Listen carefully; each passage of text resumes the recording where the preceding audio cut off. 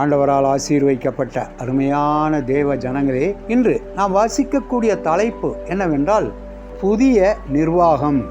அவர் இந்த வசனங்கள் சத்தியமும் உண்மையுமானவைகள், இவைகளை எழுது என்றார். வெளிப்படுத்தல் 21வது அதிகாரம் 5வது வசனம்.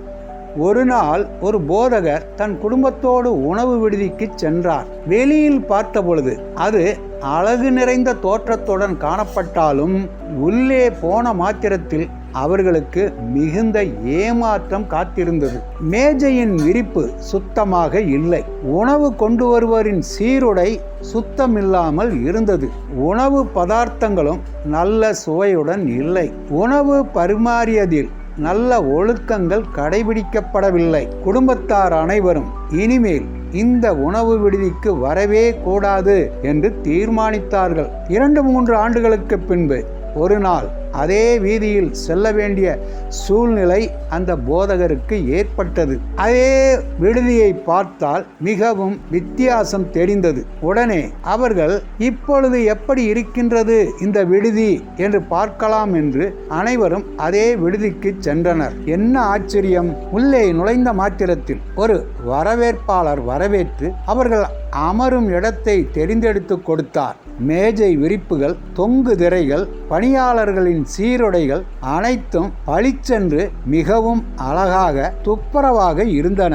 ஆங்காங்கே வண்ண விளக்குகள், பூந்தொட்டிகள் பார்ப்பவர்களின் கண்களை கவர்வதாக இருந்தன. உணவு உபசரிப்பும் நல்ல முறையில் இருந்தது. உணவின் சுவையும் மிகவும் நன்றாக இருந்தது. புதிய நிர்வாகி ஒருவர் அதை முழுவதுமாக மாற்றியிருந்தார்.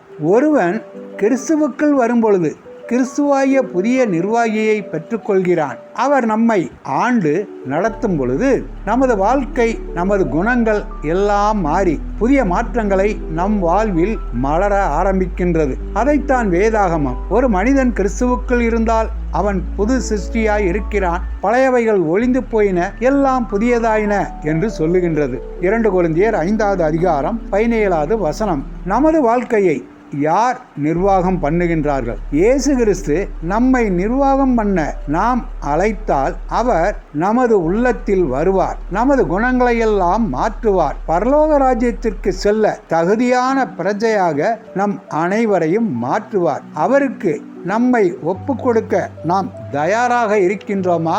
ஆண்டவர் தாமே நம் அனைவரையும் ஆசீர்வதிப்பாராக. ஆமென்.